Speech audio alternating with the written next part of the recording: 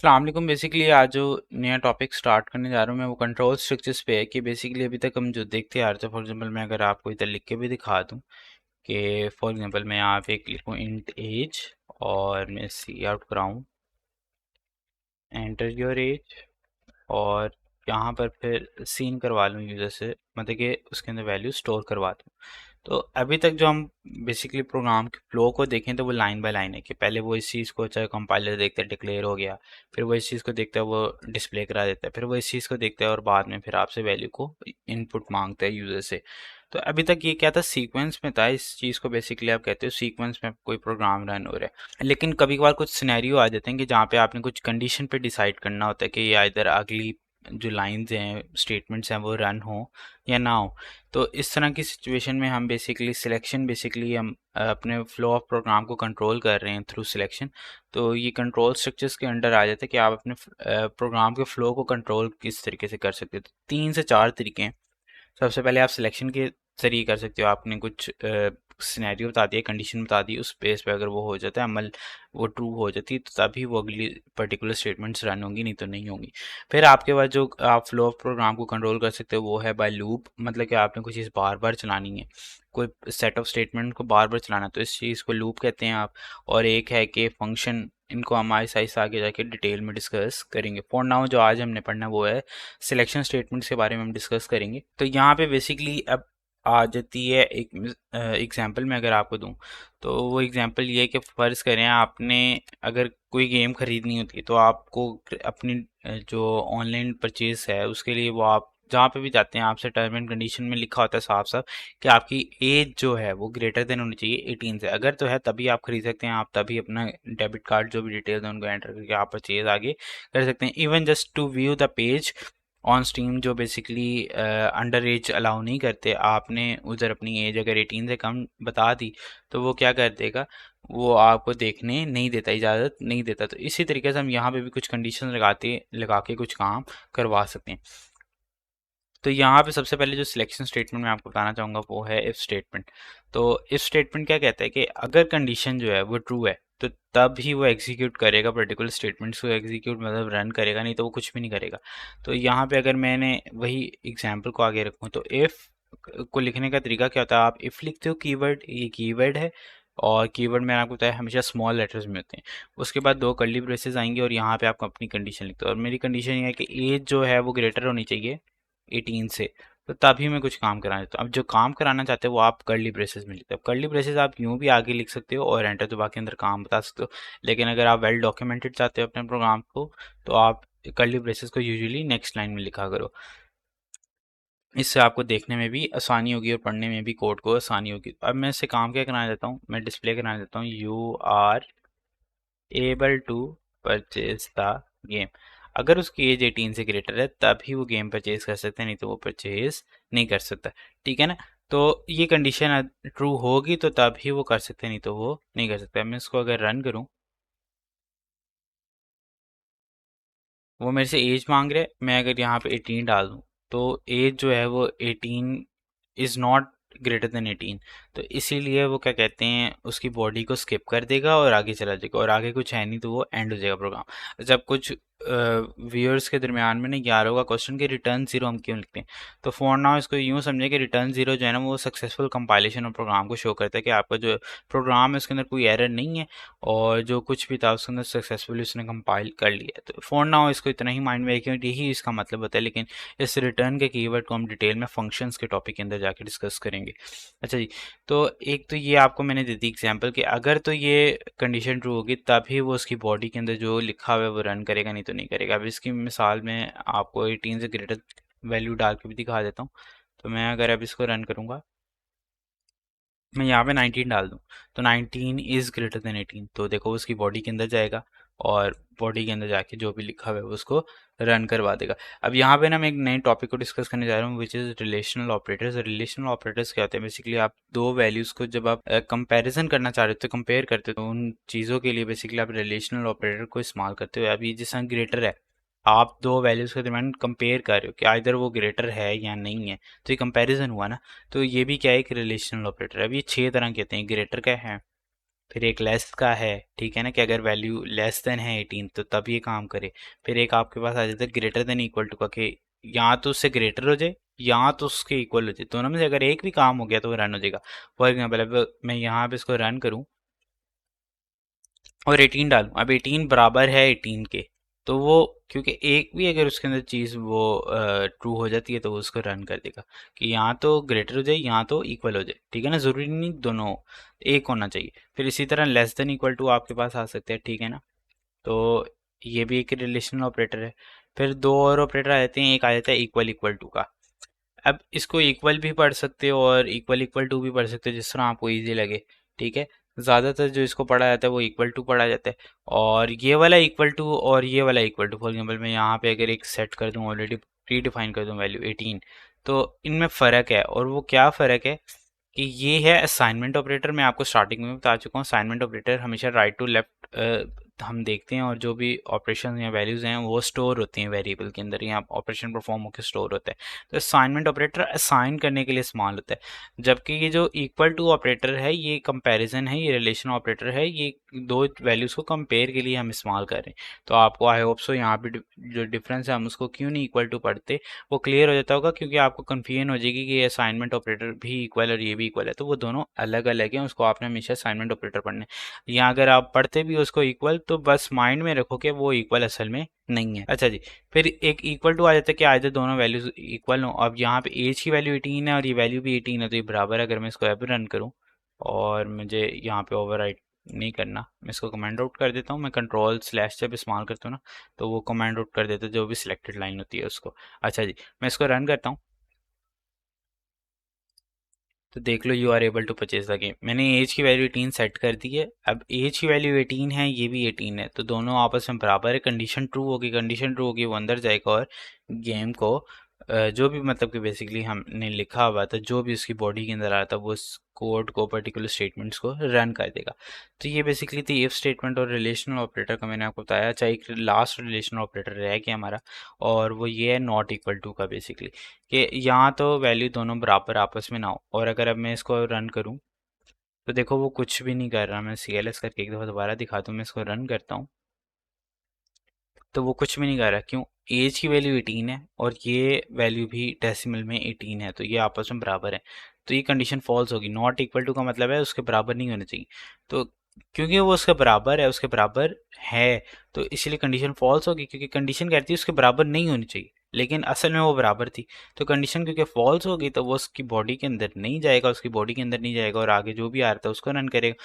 और क्योंकि कुछ नहीं था तो वो प्रोग्राम वहीं पे एंड हो जाएगा। ठीक हो गया? तो आई होप सो आपको ये रिलेशनल ऑपरेटर्स और इफ स्टेटमेंट की बेसिकली समझ आ गई होगी। अच्छा, अब यहाँ पे ना मैं बेसिकली एक एग्जांपल आपको और करना चाह रहा हूँ जो इफ स्टेटमेंट के एक नया नेक्स्ट टॉपिक है, लेकिन उसको बताने से पहले मैं एक नई चीज़ बताना चाहूँगा। ये नेस्टेड इफ स्टेटमेंट क्या होती है। तो अब इसको मैं वापस यहाँ पे ख़त्म कर देता हूँ और इन वेरिएबल्स की वैल्यूज़ को ना चेंज कर देता हूँ। मैंने ऑल्ट प्रेस करके और हाँ क्लिक करी जा रहा हूँ, जिसकी वजह से मल्टीपल कर्सर्स बन गए हैं। मैं जो भी इनकी जगह करूँगा बैक स्पेस, बाकी वो एडिट होता जाएगा। मैं यहाँ पे वेरिएबल्स का नाम मार्क्स रख रहा हूँ और मैं बताता हूँ मैं क्यों रख रहा हूँ। इनको मैं अनकमेंट कर रहा हूँ वापस कंट्रोल स्लैश दबा के, और कंडीशन लगा रहा हूँ इज़ ग्रेटर देन 90। मैं यहाँ पे ये बेसिकली करना चाह रहा हूँ न्यू प्रोग्राम के अंदर कि आपका फॉर एग्जाम्पल आपका जब भी रिजल्ट आता है तो मोस्टली ये होता है कि आपके अगर मार्क्स 90 से ग्रेटर हैं तब आपका ग्रेड ए आएगा, और नहीं तो जो भी ब्रैकेट के अंदर आप अप्लाई कर रहे हो तो उसके अकॉर्डिंग आप कुछ ग्रेड आपको साइन होता है। तो मैं यहाँ पे अगर मार्क्स 90 से ग्रेटर है तो मैं साइन करना चाह रहा हूँ योर ग्रेड इज़ ए। ठीक हो गया? ये डिस्प्ले करवाना चाह रहा हूँ। तो अब अगर मैं इसको रन करूँ तो वो मेरे से मार्क्स पूछता है, मैं यहाँ पे मार्क्स 91 डाल दूँ तो वो रन हो रहा है, इसमें मसला कोई नहीं है। लेकिन यहाँ पे जो एक चीज़ आ जाती है वो ये आ जाती है, फॉर एग्जाम्पल हमारी जो यूजुअल है हर सिस्टम के अंदर हर जगह पे मोस्टली आउट ऑफ 100 मार्क्स को काउंट किया जाता है। तो अब अगर मैं यहाँ पर 101 100 से ऊपर भी डाल दूंगा तो क्योंकि 101 इज़ ग्रेटर देन 90 वो फिर भी उसको रन करेगा। ठीक है ना?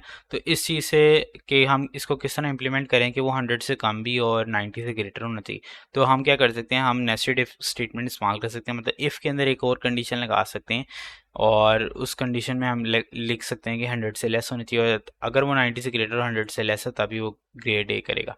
तो इसको मैं अगर करके दिखाऊँ तो मैं यहाँ पे लिखना चाहता हूँ कि मैं एक और कंडीशन लगा रहा हूँ कि मार्क्स अगर ग्रेटर देन 90 है तो वो अंदर आए और चेक करे कि अगर मार्क्स लेस देन है किसके 100 के, तभी वो कुछ काम करे। और वो काम क्या करे, वो सी आउट करा दे ग्रेड ए। ठीक है ना, कि आपका ग्रेड क्या है, ए ग्रेड है। कि if marks is greater than 90 and वो अंदर जाएगा, मतलब बॉडी के अंदर गया और कहेगा if marks is less than 100, तो तभी वो आपका ग्रेड ए डिस्प्ले कराता है। मैं इसको अगर रन करूं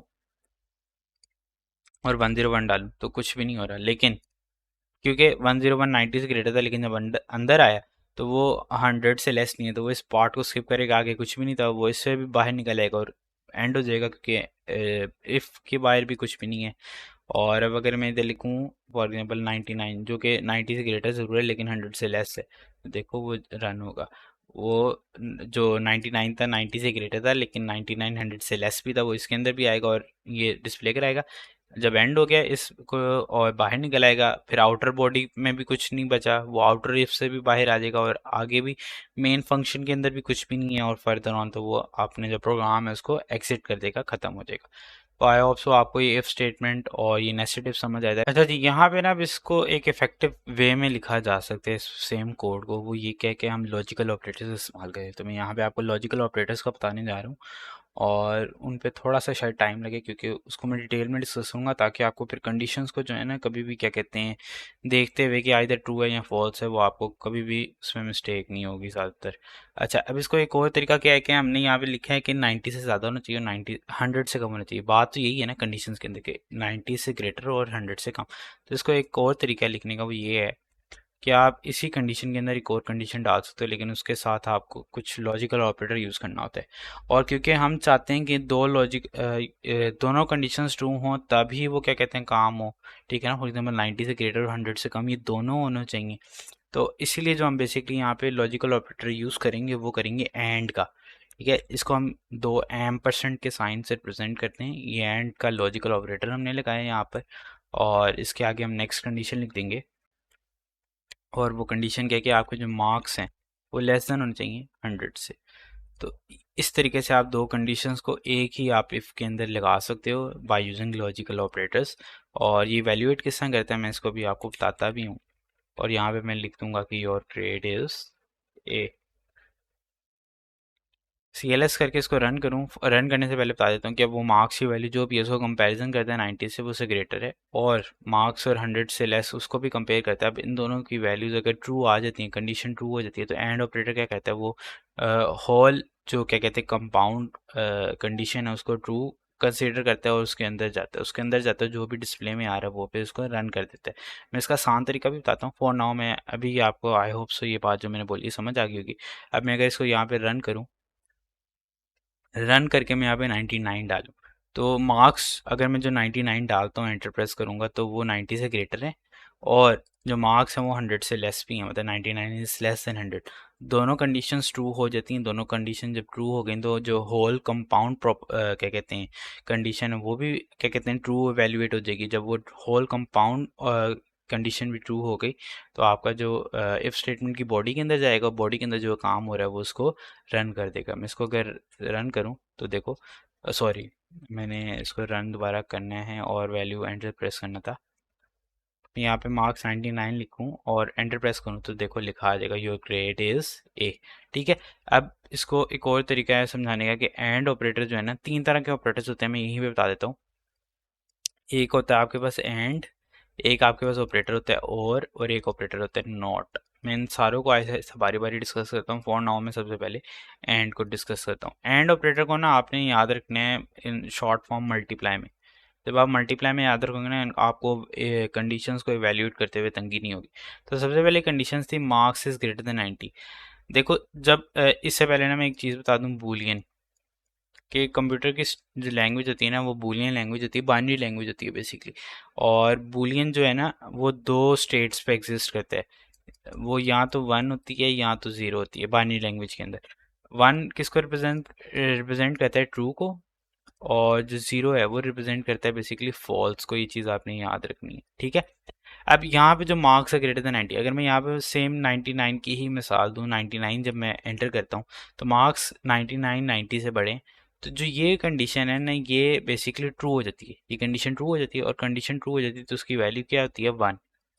ठीक है, उसकी वैल्यू क्या हो जाती है, 1। फिर इसी तरह वो अगली कंडीशन को चेक करते हैं जो क्या है, marks is less than 100, 99 is less than 100, yes it is less than 100।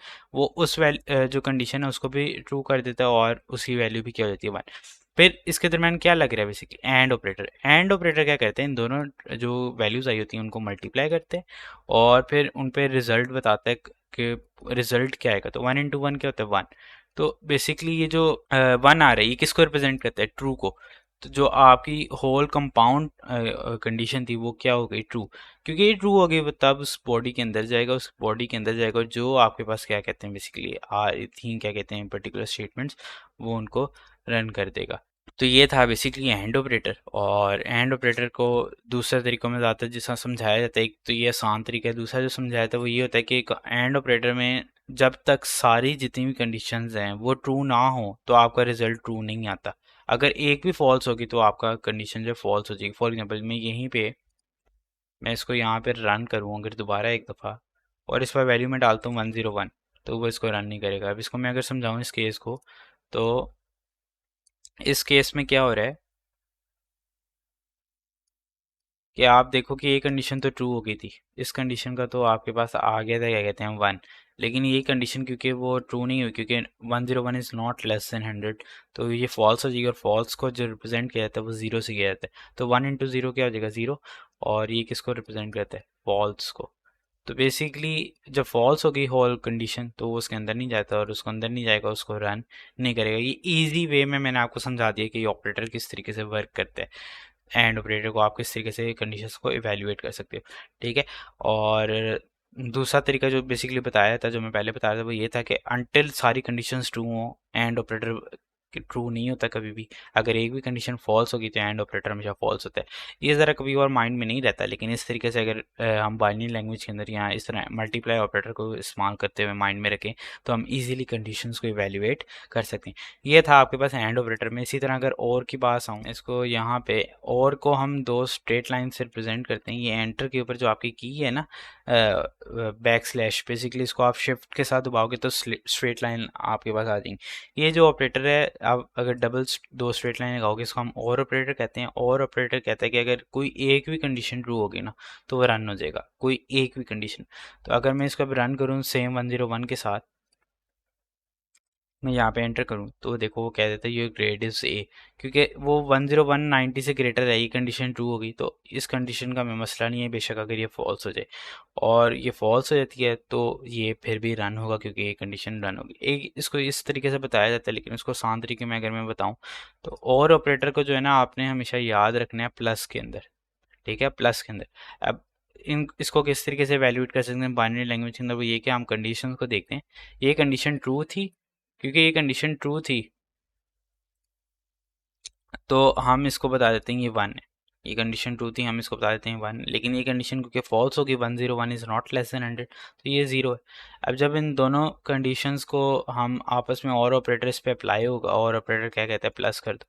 जब और ऑपरेटर 1 + 0 करेंगे तो आंसर क्या आएगा, 1। तो बेसिकली 1 किसको रिप्रेजेंट करता है, वो ट्रू को रिप्रेजेंट करता है। जब होल कंडीशन ट्रू होगी तो वो अंदर जाएगा, और अंदर जाके उसकी बॉडी को जो भी पर्टिकुलर स्टेटमेंट उस बॉडी के अंदर लिखी होंगी वो उसको रन कर देगा।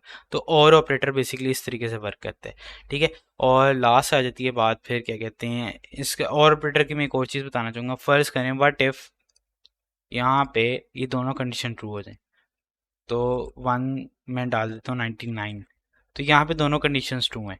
कैसे कि 90 से ग्रेटर भी है वैल्यू और 100 से लेस भी है। तो यहाँ पे जो आप 1 + 0 है, यहाँ पे 1 + 1 हो जाता है। तो कुछ के माइंड में आता है कि 1 + 1 2 हो जाता है, और 2 तो क्या कहते हैं किसी स्टेट को रिप्रेजेंट नहीं करता। तो एक चीज़ आपने याद रखनी है, 1 + 1 हमेशा 1 ही होता है बाइनरी लैंग्वेज के अंदर। किसके अंदर, बाइनरी लैंग्वेज के अंदर। और वो जो 1 है वो किसको रिप्रेजेंट कर रहा होता है, ट्रू को। बेसिकली जब आप 1 + 1 करते हो वो डेसिमल नंबर्स 2 हो जाते हैं, और 2 का आप जब बाइनरी के अंदर कन्वर्ट करते हो तो वो वापस किस में आ जाता है, 1 के अंदर आ जाता है। तो जो 1 है वो किसको रिप्रेजेंट करता है, ट्रू की स्टेट को। तो इसीलिए इस तरीके से भी ट्रू को ही रिप्रेजेंट कर रहा होता है, ठीक है। तो ये था और ऑपरेटर। और लास्ट आ जाते हैं not operator. Not operator basically कभी भी क्या कहते हैं, इन दो चीज़ों के दरमियान आप नहीं इस्तेमाल कर सकते, वो वैल्यूज़ को उलट करने के लिए इस्तेमाल होता है। फॉर एग्जांपल मैं कहता हूँ, मैंने यहाँ पे नॉट लिखा है। तो नॉट में क्या होता है कि अगर आपकी होल जो कंडीशन अगर वो ट्रू होती है तो अगर वो वन थी तो वो उसको फॉल्स कर देगा, और अगर वो फॉल्स थी तो वो उसको ट्रू कर देगा। तो ये सिंपली आपने माइंड में रखना है। मैं इसको भी करके भी आपको दिखाता हूँ। मैं यहाँ पे लिखता हूँ कि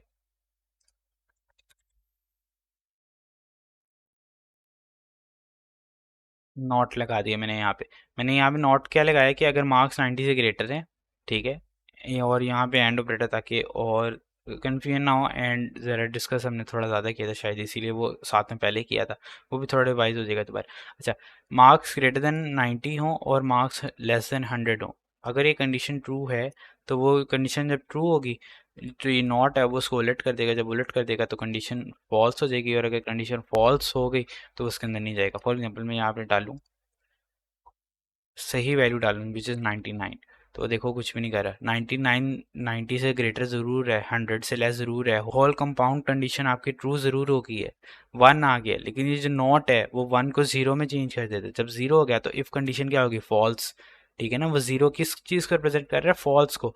जब होल कंडीशन फॉल्स हो गई है आपकी बेसिकली, तो वो अंदर नहीं जाता। और इसी बात को अगर मैं यहाँ पे अगर मैं कोई फॉल्स वैल्यू एंटर करूँ, फॉर एग्जांपल विच इज़ 90, ठीक है, 90 क्या है, वो देखो रन हो रहा है, क्यों हो रहा है मैं इसको समझाता हूँ। 90 से ग्रेटर तो नहीं है, ये फॉल्स होगी। जब ये फॉल्स होगी तो एंड ऑपरेटर सेकंड अगर ट्रू भी है तो उसको भी फॉल्स कर देता है, क्योंकि 0 × 1 क्या हो जाएगा आपके पास, ज़ीरो। जब होल कंडीशन जो है आपके पास ज़ीरो मतलब कि फॉल्स होगी, तो ये जो नॉट ऑपरेटर है वो ज़ीरो को वन में चेंज कर देगा, वन मतलब ट्रू कर देगा। जब अब आपकी होल कंडीशन ट्रू हो चुकी है तो आपकी जब कंडीशन ट्रू हो गई वो अंदर जाएगा और जो भी इसकी पर्टिकुलर स्टेटमेंट्स थी उसको रन कर देगा। अब ज़रूरी नहीं है आप इसको इसी तरीके से नॉट ऑपरेटर को इस्तेमाल करो, इसको और तरीकों में भी इस्तेमाल किया जाता है। फॉर एग्जाम्पल रिलेशनल ऑपरेटर हमने देखा था कि marks is not equal to 90, अगर मार्क्स 90 ना हो तो तब ही बेसिकली आप क्या कहते हैं ये काम होगा। तो मैंने डबल रन कर दिया बाय मिस्टेक, और मैं यहाँ पे मार्क्स डालता हूँ विच इज़ 91, तो ये 91 90 तो नहीं है तो रन हो जाएगा। ठीक है ना, ये नॉट इक्वल टू ऑपरेटर इस तरीके से वर्क करता है। और इसी तरह एक तो ये तरीका है इसको वर्क करने का, और दूसरा ये है कि मार्क्स इक्वल इक्वल टू 90 हो और इसकी स्टेट को मैंने ऑपोजिट करना है। तो वही बात मैं दोबारा बाहर उनकी क्या लगा दूंगा, एक नॉट का ऑपरेटर, ये मार्क्स 90 हो और उसको फॉल्स कर दे। ठीक है ना, तो ये दूसरा तरीका है लिखने का, if marks is not equal to 90। तो ये मैंने लिखा, और मैं यहाँ पे लिख दूँ सेम वही 90 अगर लिख दूँ, तो क्योंकि 90 है तो वो रन हो रहा है, और अगर 90 ना हो तो वो रन हो रहा है। ठीक है ना, तो marks is not equal to 90 को लिखने का ये दूसरा तरीका है। इसको मैं दोबारा एक दफ़ा एक्सप्लेन भी कर देता हूँ। मार्क्स की वैल्यू हमने क्या एंटर की थी फर्स्ट टाइम, 90, और 90 बराबर है 90 के, तो मतलब कंडीशन ट्रू हो गई, वन हो गया। लेकिन ये नॉट ऑपरेटर है, ट्रू को क्या कर देगा, ज़ीरो में।